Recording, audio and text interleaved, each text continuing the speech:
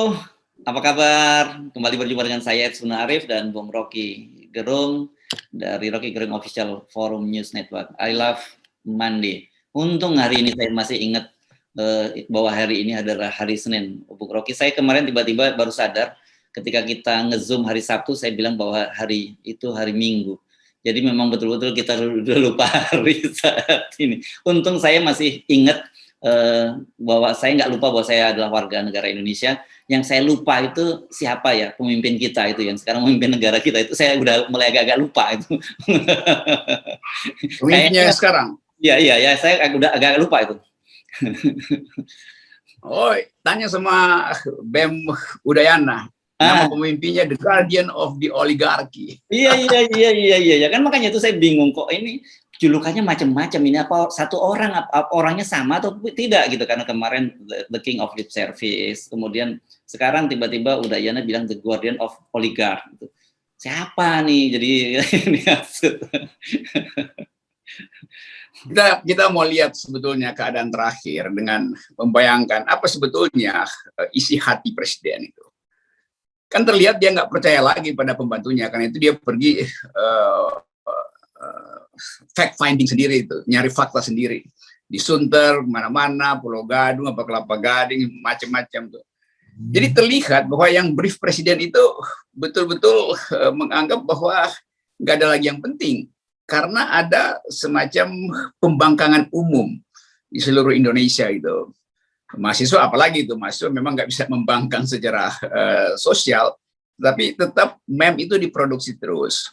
Nah, kita bayangkan misalnya kalau presiden mimpin rapat itu kan online semua tuh. Apa benar sementara presiden mimpin rapat itu menteri-menterinya fokus pada wajah presiden tuh? Kan terlihat wajah presiden tuh lelah, capek bukan karena kerja, tapi karena nggak punya konsep. Itu lain tuh, mengalami apa namanya intellectual fatigue gitu, atau mental fatigue, kelelahan intelektual, kelelahan mental. Orang kalau dia punya gagasan, dia pasti akan tampil percaya diri tuh. Ini sekarang presiden nggak percaya lagi pada kabinetnya tuh. Karena itu dia bisa ngomel-ngomel, terus saya minta ini, saya minta itu. Ya, tapi sementara dia ngomong, itu WA grup di antara kabinet itu saling kasih informasi, mungkin waduh ini apa lagi nih, ini jangan-jangan ada yang kacau lagi nih.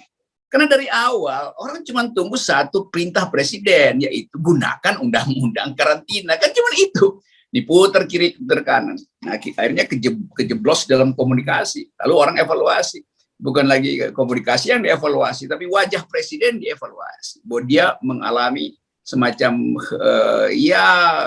stres kecil, general anxiety disorder, ada gangguan jiwa kecil gitu, yang biasa semua orang bisa mengalami gangguan jiwa kecil gitu.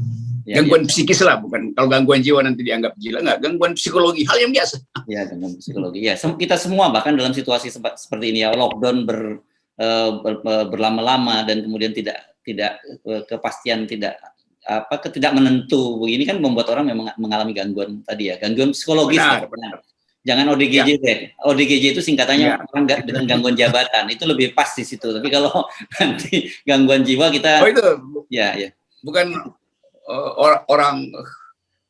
orang dungu gila jabatan, ODGJ. Ini saya hanya baca di meme segala macam. Tapi udah sampai di situ sini semua orang, dan itu memang buruk, tapi hanya itu outlet orang untuk mengeluarkan unek-uneknya tuh. Jadi janganlah pemerintah ngomel-ngomel kalau lihat meme, itu cuma outlet orang, sama-sama kita semua terganggu secara psikologis. Tapi BEM punya cara untuk mencarikan jalan keluar dari gangguan itu, yaitu bikin olok-olok intelektual, nggak usah agak baper. Mak punya cara, yaitu WA group tuh saling share informasi tentang ketidakmampuan presiden. Ini hal yang biasa terjadi dalam keadaan darurat semacam ini. Ya, tapi saya kemarin di luar bahwa saya sepakat dengan Anda ketika melihat pidato presiden yang disiarkan oleh channel YouTube-nya Sekretariat Presiden itu, wajah beliau tampak lelah. Tapi yang saya agak terkejut adalah adanya pernyataan dari presiden meminta kepada para menterinya untuk memperbaiki komunikasi publiknya. Nah, itu kan ada permintaan dari presiden gitu. Dalam situasi sekarang ini komunikasi publik penting, dan ini padahal selama ini yang sering kita serukan ya. Saya nggak mau GR bahwa beliau mendengar itu, dan saya kaget dapat dari mana ya bisikannya presiden sampai pada kesimpulan semacam itu gitu. Karena sekarang ini kita baru baca itu ketua DPR juga negur tuh Puan Maharani menegur komunikasi publik yang buruk dari para pejabat pemerintah. Puan menegur presiden itu sama seperti jeruk menegur jeruk itu. Oh gitu ya. Ya, ya. Presiden bisa kritik balik tuh, kan Mbak Puan adalah pemimpin rakyat, yang Mbak Puan dong yang temenin saya turun ke Sunter, kan bisa begitu loh di dalam benak presiden. Tapi balik lagi pada soal tadi, kita bayangkan bahwa presiden setiap hari di brief oleh kalangan dekat, pasti bukan menteri, karena menteri itu hanya boleh ketemu dengan presiden dalam sidang kabinet online. Jadi tim yang membrief presiden pasti memberitahu bahwa menteri ini cuma nonton sinetron, menteri ini yang harusnya ngurus BUMN itu kalau di TV itu denial terus, bahwa ini kan mesti swasta juga terlibat. Jadi begitu dicecer Erick Thohir kesana sini argumentasinya tuh. Nah semua itu diterangkan oleh tim ini, kita sebut aja tim apa ya namanya nih, saya pakai nama tim Pegasus. Nah ini karena orang lagi ribut soal Pegasus nih. Tim Pegasus ini memberitahu presiden tentang keadaan, lalu presiden panggil menteri-menteri untuk rapat lagi itu. Nah saya bayangkan menteri-menteri ini cari tahu siapa yang bocorin gue ke presiden ya. Jadi kecurigaan di antara kabinet sendiri berlangsung. Itu yang membuat presiden mukanya itu jadi murem, wajah yang antara panik, putus asa, jengkel, itu semuanya ada dalam wajah presiden. Jadi betul-betul kita perlu lihat lagi politik ini hanya pada wajah presiden aja. Nah bahayanya kalau presiden terus memperlihatkan wajah itu, orang menganggap bahwa presiden sebetulnya sudah tidak berkuasa. Saya juga sama-sama kagetnya seperti Anda tadi. Kalau nggak salah kan itu apa ya, House of Speaker ya, bahasa terjemahan bahasa Inggrisnya kalau ketua DPR itu ya. Jadi memang dia juru bicara dari DPR harusnya ya, Ibu Puan selama ini. Iya. Ya. Nah, selama ini yang kita nilai pun Ibu Puan ini termasuk Queen of the Silent juga, tiba-tiba bisa menegur. Bayangkan ada seorang yang kita kenal selama ini senang berdiam diri dalam situasi apapun, tiba-tiba bisa menegur pemerintahan kita. Ini kan berarti sudah keterlaluan juga dong ini pemerintah kita. ini kayak kita membayangkan. Saya selalu mau lihat di belakang ucapan Ibu Puan itu apa tuh. Kan Ibu Puan nggak pernah ada berita yang memperlihatkan bahwa beliau itu terlibat di dalam penanganan problem rakyat itu. Tiba-tiba dia ngomong begitu tuh. Artinya dia nggak tahan juga untuk ngomong. Maka yang dicari-cari adalah komunikasi, karena semua orang ngomong tentang gagalnya komunikasi. Lalu ikut-ikutanlah beliau itu. Sebagai Speaker of the House, Speaker of the Parliament, kan mestinya dia kirim surat resmi ke negara itu. Kalau dikritik ke publik balikin lagi tuh. Anda ngapain? Anda diam-diam aja tuh. Jadi terlihat lagi bahwa baik Ibu Puan dan stafnya juga nggak punya kerjaan sebetulnya. Jadi nunggu presiden bikin kekacauan atau satu menteri bikin kekacauan, jadi seolah-olah DPR bekerja. Loh, DPR itu tugasnya adalah memantau kebijakan, bukan omongan menteri. Dipanggil aja ke ruang sidang kan buat kasih tahu. Jadi ini permainan komunikasi di mana nggak ada isu yang bisa menimbulkan kepercayaan. Lalu Puan Maharani menganggap kalau dia omong rakyat akan balik percaya pada beliau. Ya nggak bisa lah. Tapi di balik itu saya ambil aja motifnya itu. Motifnya adalah PDIP tidak lagi sepenuhnya mendukung presiden. Mungkin kalau dibikin survei ya mungkin tinggal 10% PDIP dukung. Karena PDIP kan juga partai yang pragmatis, yang nggak mungkin ngotot mendukung seseorang yang tadinya dianggap sebagai petugas, tapi sekarang si petugas itu nggak punya kerjaan, apalagi tugas yang dibebankan pada dia. Dengan kata lain, PDIP juga sebetulnya frustrasi dengan keadaan. Nah, mestinya kan PDIP kasih tahu bahwa Mbak Puan menegur presiden karena Mbak Puan memimpin sebagai salah satu ketua PDIP, memimpin aktivitas vaksinasi massal, kampanye masker. Itu enggak juga. Mbak Puan tuh adanya cuma di media sosial juga, itu kan sama aja. Oke. Nah, kemarin kan saya mengutip juga sebuah meme yang membandingkan pemerintahan Jokowi dengan pemerintahan sebelumnya yang disebutkan bahwa zaman Bung Karno Indonesia itu sangat ditakuti oleh negara-negara lain. Pak Harto juga begitu, ditakuti karena dianggap sebagai big brother. Dan kemudian orang bertanyakan, kalau Jokowi, Jokowi juga sekarang sudah ditakuti oleh negara lain. Kenapa? Karena bangsa-bangsa yang sudah evakuasi dari Indonesia. Dan itu sekarang mendapat pembenaran dari The New York Times ya. Kemarin sebelumnya Nikkei yang menyebut bahwa kita sudah mengambil alih epicentrum, pandemic epicentrum. Dan sekarang New York Times menulis the pandemic has a new epicenter. Jadi terus tulisannya Indonesia. Jadi ini betul-betul kita itu benar-benar di dalam spotlight dari dari media-media internasional sekarang ini. Saya kira New York Times judulnya Indonesia have a new president gitu, Pak. belum bukan new epicentrum. Ya, new epicentrum ya, has new president. Ya, yes, new epicenter. Ya, mungkin nanti lagi headline-nya dirubah lagi nanti ya 2 minggu lagi tuh. Tapi oke. Karena kita juga kan semua analisis sebetulnya udah diterangkan, diucapkan, dan berharap bahwa ini kekuasaan ini betul-betul mengerti keadaan. Kalau ditegur WHO, tiba-tiba vaksin berbayar itu dihilangkan. Ditegur oleh masyarakat internasional, lalu Presiden menganggap bahwa menteri-menterinya tidak bekerja dengan baik. Sekarang akhirnya ditegur secara lebih kasar oleh New York Times bahwa kita adalah pusat dari penyebaran tuh. Jadi dianggap sebagai New Wuhan gitu kan. Dan soal ini kan mestinya membuat malu kita tuh.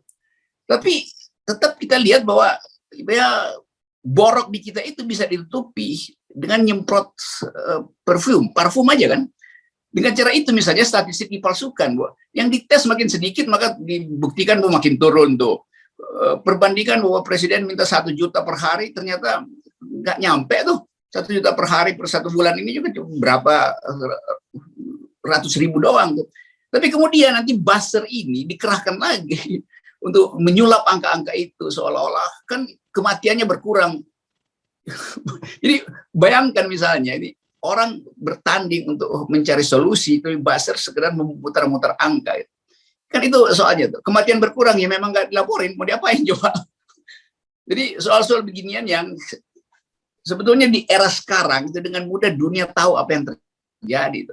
Ya. Apalagi seluruh pengintai internasional, surveillance internasional itu mampu untuk menyedot informasi kita kok. Dan barangkali juga di istana itu software dari menteri-menteri itu yang di handphone itu udah diselipin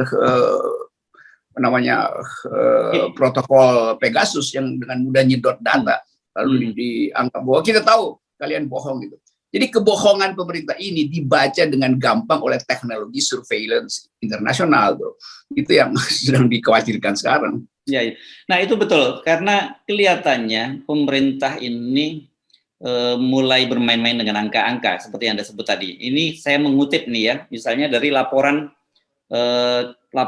COVID-19, dia menyebutkan bahwa Kementerian Kesehatan itu menghilangkan 18.747 korban COVID atau 26% yang meninggal yang dilaporkan oleh kabupaten kota.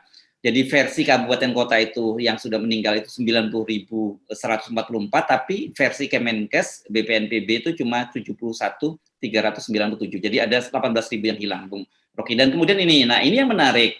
Ini data-data yang biasanya kita baca selalu harian, tanggal sekian berapa begitu ya. Ini disebutkan bahwa pada tanggal 18 kemarin itu jumlah yang tertular itu menurun dibandingkan dibandingkan hari-hari sebelumnya. Kan hari-hari sebelumnya itu tanggal 15 itu 56.000, tanggal 16 54.000, tanggal 17 52.000. Jadi turun-turun dan kemudian turun menjadi 44.000.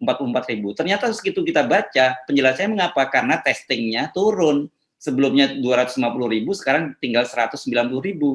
Tapi positive rate-nya jadi sama dengan 47%. Jadi naik.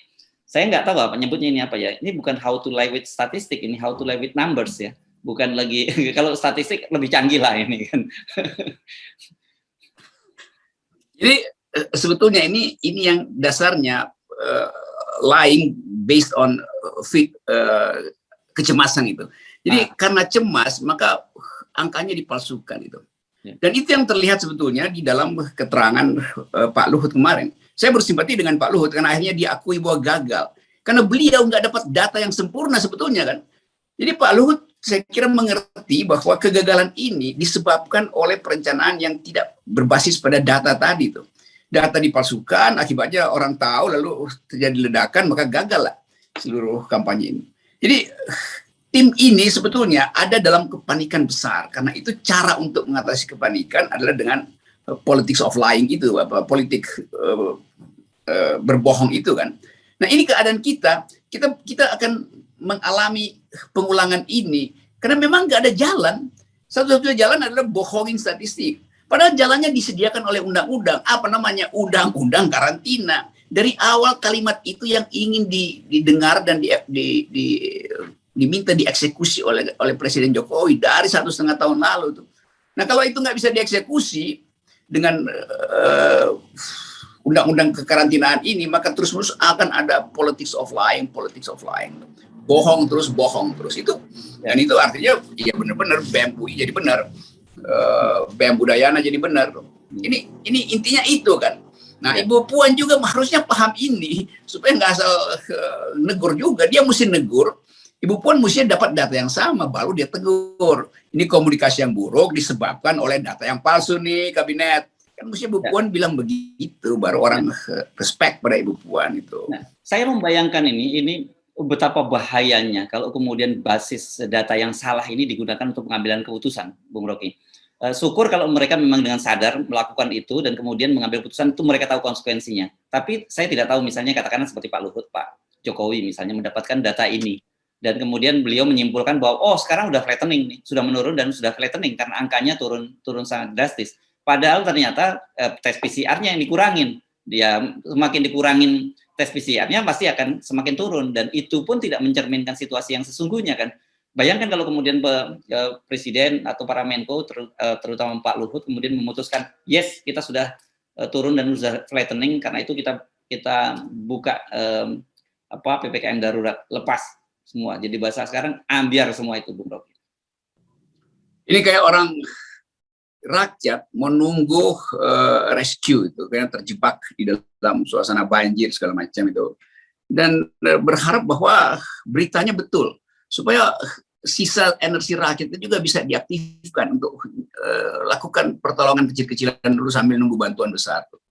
Tapi ternyata sinyal bantuan itu palsu kan. Jadi rakyat berharap sambil terus-menerus banjirnya naik ke leher. Itu yang terjadi sekarang nih. Pemerintah nggak bisa kasih kepastian bahwa kita akan selamatkan kalian. Jadi apalagi yang mesti diterangkan kalau dibilang gagal ya memang gagal itu. Pak Luhut itu datang dengan lembar yang mesti dia baca, itu artinya dia serius memperlihatkan bahwa kita udah gagal. Cuma dia nggak mau bilang kan bahwa kita udah gagal. Dia minta maaf terhadap kegagalan ini. Nah kegagalan ini yang kemudian diperlihatkan oleh relawan-relawan COVID, tapi nanti akan dibantah lagi oleh kabinet. Kan nggak benar begitu. Kalau yang benar apa? Kan nggak ada pertandingan data juga tuh, dan data dikuasai, dikunci bahkan dijadikan sebagai fungsi dari pengaturan anggaran. Data segini, anggaran keluar segini. Data itu yang masuk ke Sri Mulyani. Sri Mulyani recheck dengan kalangan bawah yang pasti dia kenal. Dia tanya WHO segala macam. WHO bilang nggak begitu tuh. Masuk di dalam sidang kabinet, mau diputuskan apa. Ya presiden nggak tahu apa yang terjadi. Jadi presiden cuma bisa ngadu, nanti kita harus putuskan. Ini PPKM mau diperpanjang apa enggak. Bukan soal memperpanjang, soal akibat dari PPKM itu. Kan itu intinya kan. Mau diperpanjang 300 tahun juga, rakyat bilang silahkan perpanjang 300 tahun. Tapi dalam 300 tahun itu, paling enggak 20 tahun kita dikasih makan lah. Karena setelah 300 tahun, kita semua udah punah kan. Itu soalnya. Nah, dan ini ternyata menjangkit yang satu, kalau COVID-nya dikecil-kecilkan, tetapi ini saya membaca analisis dari sahabat kita, Awalil Rizki ini yang ahli fiskal, dia membuat sebuah catatan yang menarik. Karena ternyata kemarin Bu Sri Mulyani, kalau kita menyimak penjelasan Bu Sri Mulyani, seakan-akan pemerintah itu luar biasa menurunkan bantuan. Tapi ternyata itu memang itu yang sudah bantuan sebelumnya diberikan sebelum COVID. Jadi penambahan pada COVID tidak ada. Jadi di satu sisi mencoba mengecil-ngecilkan angka kematian dan penularan COVID, di satu sisi ingin membesar-besarkan seolah-olah pemerintah sangat peduli. Ini kan saya nggak ngerti lagi nih, apa ada istilahnya untuk dalam pemerintahan yang semacam ini. Ini ini pemerintah sekarang kayak mahasiswa dungu yang tiap hari nyontek dan nggak percaya contekannya benar gitu kan. Lalu dia tanya sama temennya sebelahnya, temennya juga tukang contek, dikasih contekan lagi itu. Ini contek menyontek doang nih. Jadi bahayanya begitu. Kalau tetap orang ingin menghindar sebetulnya, bukan orang, kabinet ingin menghindar dari tatapan publik. Padahal publik lebih cepat mengerti keadaan. Karena bocoran-bocoran sidang kabinet juga itu beredar di publik. 2-3 menteri itu setiap kali habis sidang kabinet itu saya udah tahu tuh isi WA-nya tuh. Kita mau ketawa-ketawa aja karena dia mau curhat, dia juga resah, dia mau curhat ke siapa? Ya dia curhat aja ke teman-teman yang walaupun dia anggap memusuhi tapi paling nggak mau dengar curhatan dia. Dia nggak pernah curhat ke presiden kok. Nah ini konyolnya begini nih. Keadaan yang menyebabkan kita menunggu bantuan yang nggak pernah bakal tiba, semacam waiting for Godot, menunggu Godot itu. Nah, jadi tidak salah kalau kemarin kita juga menyampaikan bahwa sekarang ini rakyat memang sedang bingung gitu ya. Sebenarnya siapa sih yang memimpin negeri ini gitu. Makanya tadi saya juga jadi lupa karena rakyat aja bingung. Jadi kalau saya levelnya lupa, dan biasanya kalau untuk orang lupa itu nggak ada hukumnya, Bung Rocky. Pak Jokowi kan, ya mungkin ada dimensi humanismenya yang kemudian muncul itu. Yeah. Walaupun kita anggap beliau tidak mampu secara kapasitas konseptual, intelektual, mental, tapi akhirnya ada yang terganggu di dia tuh. Dan ketergangguan itu mestinya dia selesaikan dengan cari keterangan resmi. Apa keterangan resmi untuk menyelesaikan COVID ini? Ya undang-undang karantina tuh. Nah bagian itu yang dia cemaskan, ini kalau jalan apa akibatnya? Karena yang membisiki dia juga kasih tahu kok ini 2-3 hari itu undang-undang karantina kita langsung bangkrut Pak. Berarti nanti proyek-proyek negara yang dikuasai oleh partai-partai pendukung, Golkar kayak PDIP segala macam itu akan berkurang. Nanti Bapak nggak punya uang lagi untuk pencitraan segala macam. Kira-kira begitu. Jadi kita akhirnya membayangkan kebusukan politik istana itu, atau pembusukan atau decaying, political decaying di istana. Ini gampang sekali kita melihat itu. Dengan dua wajah yang tampil tadi, Pak Luhut yang sangat serius menerangkan bahwa dia gagal, dan wajah Pak Jokowi di televisi kemarin yang betul-betul menghimbau agar supaya kabinet itu bekerja, itu menunjukkan bahwa ada yang udah berantakan itu. Ini nggak bisa dirapiin lagi. Mau diapain lagi? Semua orang cari selamat kok, menteri-menteri cari selamat. Ini idenya begitu akhirnya. Oke, kita akan cermati karena ini menurut saya perkembangannya dari hari-hari sangat menarik, dan pemerintah kelihatan sampai sekarang itu seperti kemarin gagap, gugup, dan gamang ketika mengambil keputusan untuk melakukan melanjutkan PPKM darurat atau tidak, dan itu kan tercermin dari pidatonya Pak Jokowi yang beredar masif sekarang di WhatsApp grup gitu. Pak Jokowi bertanya sendiri kapan PPKM darurat akan diperpanjang atau tidak. Bayangkan, jadi kalau Pak Jokowi juga bertanya, bagaimana kan rakyat sekarang? Iya, Pak Jokowi akhirnya perlihatkan ketakutan dia terhadap keadaan. Kapan? Apa akibatnya? Karena memang ada kesalahan dari awal gitu. Jadi udahlah itu kita orang bilang if you have done nothing wrong, you have nothing to fear. Kalau Anda nggak pernah berbuat salah, ngapain Anda tadi gamang, cemas segala macam gitu, Pak. Jadi kita tunggu lagi nanti wajah beliau berikutnya, apakah cerah atau makin memburuk. Gitu. Dan kelihatannya stres mental itu yang akan memporak-porandakan kebijakan hari-hari ke depan. Ya. Itu kira-kira. Ya, penting kita ingatkan pada pemerintah, kalau pemerintah cuma cemas, ini saya menangkap mood publik yang terjadi saat ini, dua perasaan pada publik ini. Satu, marah, dan kedua cemas. Nah ini jadi kalau pemerintah cuma cemas, tapi publik ada tambahannya marah, dan ini saya kira penting untuk diperhatikan oleh pemerintahan dan harus ditangani dengan serius. Iya, besok Idul Kurban, Idul Adha, dan kita coba sedikit fokuskan dulu pada perluasan batin. Kita cemas dengan keadaan di luar, tapi batin kita hendak kita tenangkan dengan merayakan Hari Idul Adha. Ya. Ada sehari bisa di-delay lah karena besok akan ada daging-daging yang insya Allah dikorbankan. Terima kasih, Bung Rocky.